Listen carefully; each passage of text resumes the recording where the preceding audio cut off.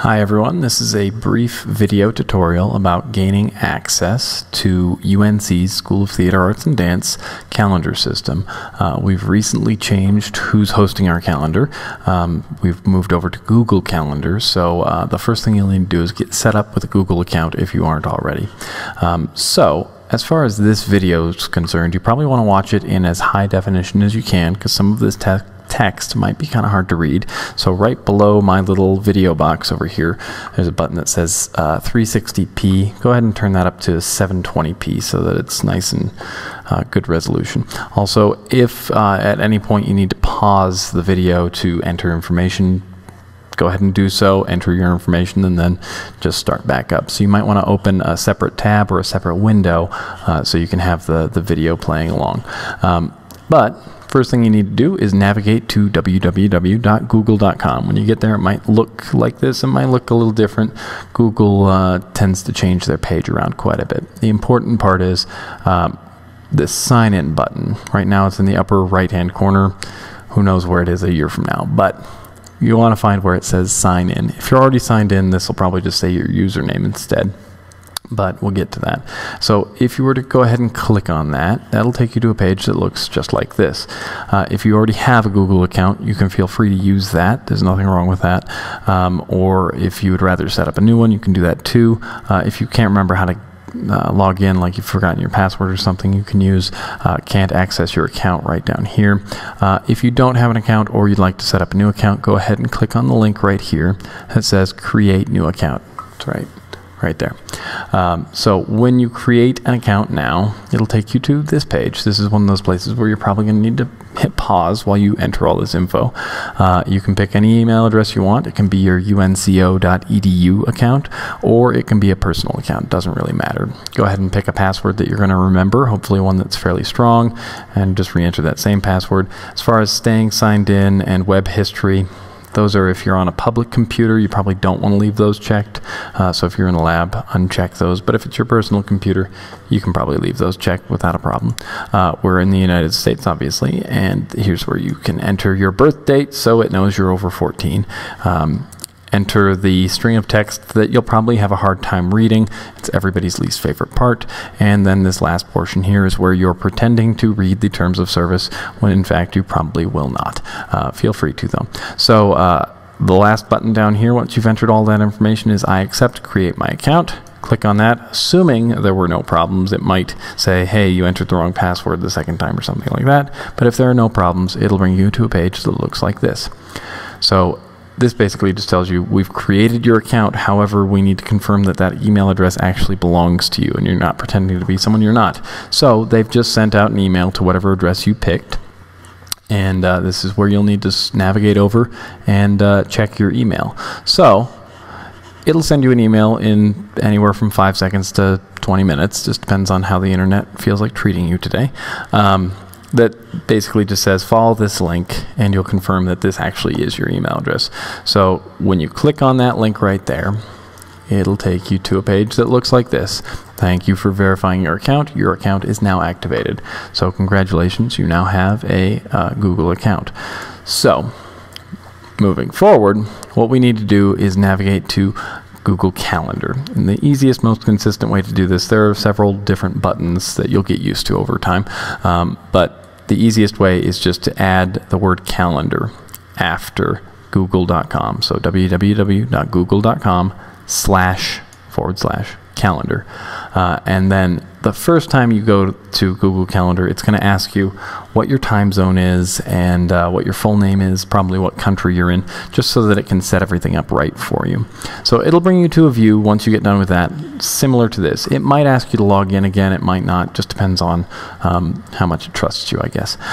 So once you get to this view, you're in Google Calendar. Right now there's nothing in it. You've got your personal calendar is listed right here. And usually it gives you a US holidays calendar by default. But right now we're in week view, so up in this upper right hand corner you can switch to month view, and there we can see there are some US holidays, tax day, Earth Day, etc., or whatever month you happen to be doing this in. So there's a day view, but again, there's not anything happening today yet.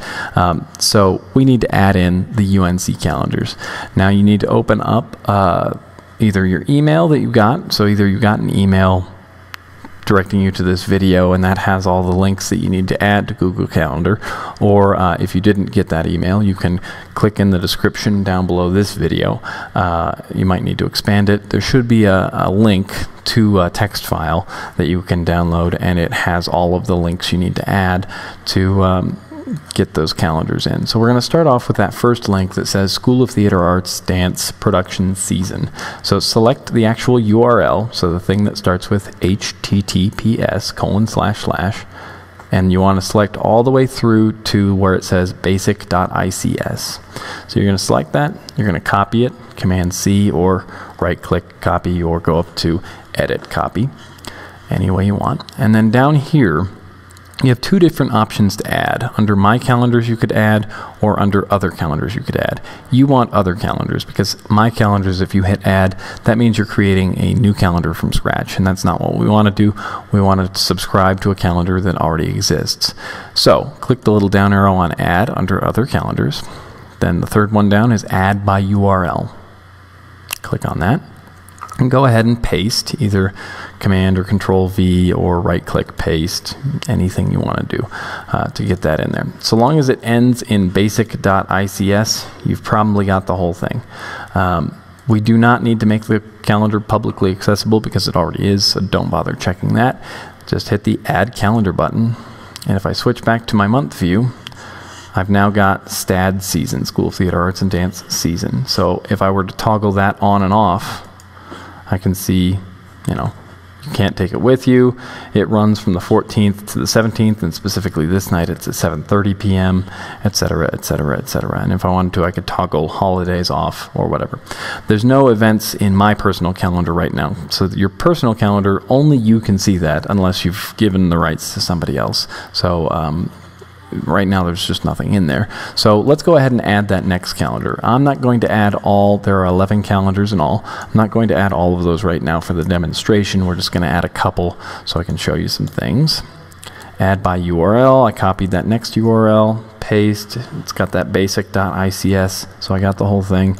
Add calendar, and there I've got STAD events. Okay, and I can turn that on and off. So STAD events are things like meetings and the Southard Awards and the Alpha Psi Omega show, a preview day, that NATS conference that was a couple weeks ago. So these two are probably the most useful calendars because they have information that's useful to everyone. You do want to go ahead and add all 11 calendars in so that you don't ever have to go back through this process again, because it's kind of obnoxious and you lose track of where I save those links and those sorts of things. So go ahead and add all of them. And if you don't need a given calendar, so maybe I don't need to look at what music theater is doing, I can just turn that calendar off. Or I don't need to see what the carpentry shop is doing today, I can just turn that calendar off. But I always have access to it. That's the important part.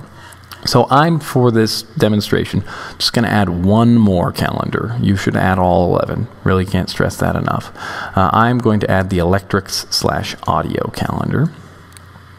Hit copy, add by URL, paste, add calendar. So in this case, the only dates that are in there right now are for this summer. So I've got one for my baby hang, one for my baby focus, the repertory hang, the repertory focus. The reason I added this calendar is I've already set it up so that I have the rights to edit this calendar, so we can look at what editing and adding events looks like. So if I were to click on finals week, for example, I can view more details. There aren't really very many details, so but if I went to something that did have some details, this end of year picnic, I can see that it's in the Garden Theater and the times and all that good stuff. I can click more details, but that's all I get. It's the same information in this case. If I click on a calendar that I have the rights to edit, like the Electrics calendar, I can say edit event details rather than just view them. So in this case, let's say, let's look through here.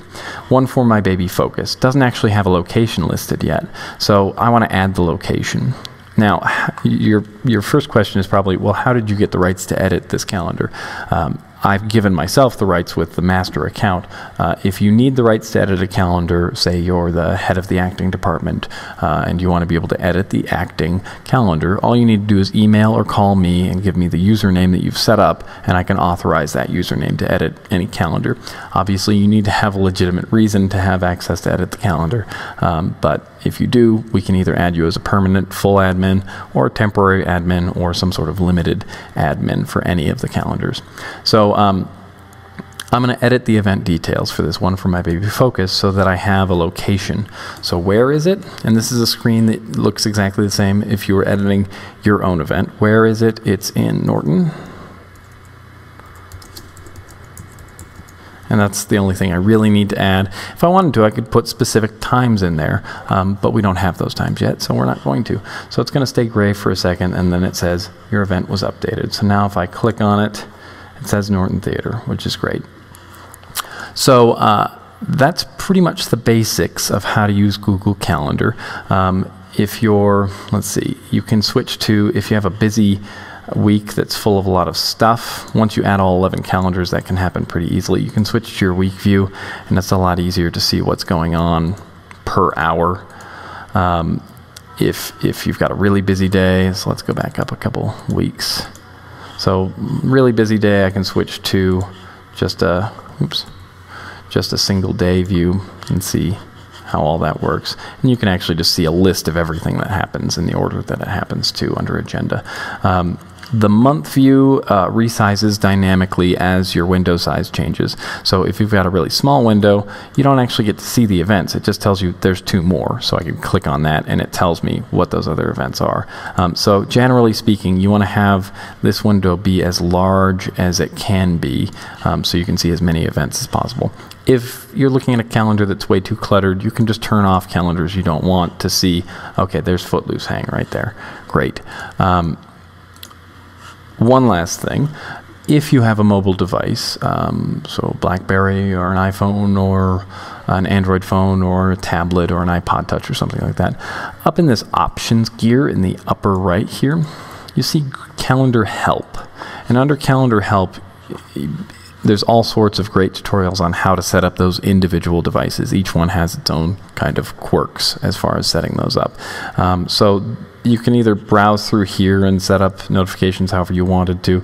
I can go to mobile devices, for example, if that's what I wanted to do, and then select my specific device. And let's say I have an Android phone or an Android tablet or just some sort of Apple product, let's say, and I want to, sync with something.